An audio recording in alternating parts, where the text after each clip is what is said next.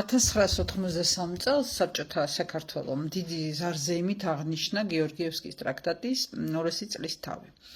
ზოგადად საბჭოეთში უყვარდათ თარიღები, გამოგონილი თარიღები, მათ შორის, რა თქმა უნდა, სახეცვლილი თარიღები, იმიტომ რომ ეს სჭირდებოდა საბჭოთა მეხსიერების ჩამოყალიბებისთვის, იდენტობისთვის თარიღებს დღესასწაულებს. ძალიან დიდი მნიშვნელობა აქვს, ეს კარგად იცოდა საბჭოთა ხელისუფლებამ.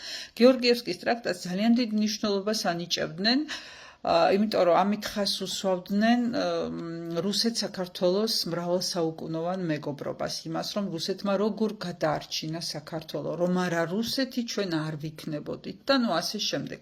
მაგრამ ყველას ავიწყდება დღეს სამწუხაროდ ის საბჭოთა საქართველო იყო, მაგრამ დღეს დამოუკიდებელ საქართველოში სამწუხაროდ ავიწყდება ხელისუფლებას, რომ რუსეთი ეს არის ერთმორწმუნე მტერი, რომელმაც ჩვენ სახელმწიფოებრიობა წაგვართვა, ჩვენს ეკლესიას ავტოკეფალია წაართვა, ჩვენი ისტორია მოიპარა, გადაწერა, შექმნა არასწორი ნარატივები, შექმნა არასწორი გმირები, რომელიც ეწინააღმდეგება ქართულ ეროვნულ იდენტობას და ხატებად დასახა და ძალიან რთულია დღეს ამ ხატების მსხრევა.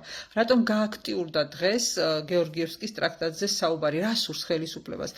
არსებითი არის არა ის სწორი იყო თუ არა ეს 2 საუკუნენახევრის წინ დადებული ხელშეკრულება, რომელიც ადრეც არსებობდა მსგავსი, მთლად არა, მაგრამ ხელშეკრულება, ეგრეთ წოდებული ფიცი წიგნისა, რომელიც ალექსანდრე მეორე კახთა მეფესა და მოსკოვის მთავარს თეოდოსს შორის დაიდო, რითაც მფარველობდა მოსკოვის მთავარი, კახეთს უნდა დაიცვა ისინი ლეკიანობისთვის, ასე შემდეგ. რა თქმა უნდა, ესეც არასოდეს არ შეუსრულებია, როგორც სხვა თავის დადებული ხელშეკრულებები. საქართველოსთან მიმართებაში სხვასთან რო არ წავიდეთ, გეორგიევსკის ტრაქტატიც თვითონ დაარღვია და 1920 წლის მაისის ხელშეკრულებას, 93 წლის სოჭის ხელშეკრულებას და ასე შემდეგ. იმიტომ რომ რუსეთი არის მოძალადე, რუსეთი არის ოკუპანტი, რომლისთვისაც საქართველოს სახელმწიფოებრიობა მიუღებელია, რომლისთვისაც ქართული საზოგადოების არსებობა, აქ იგულისხმება ქართული იდენტობის არსებობა მიუღებელია. დღეს ხელისუფლება გეორგიევსკის ტრაქტატზე გააქტიურებით, ამ საკითხზე საუბრის გააქტიურებით ცდილობს თავისი მომავალი ქმედების ლეგიტიმაციას.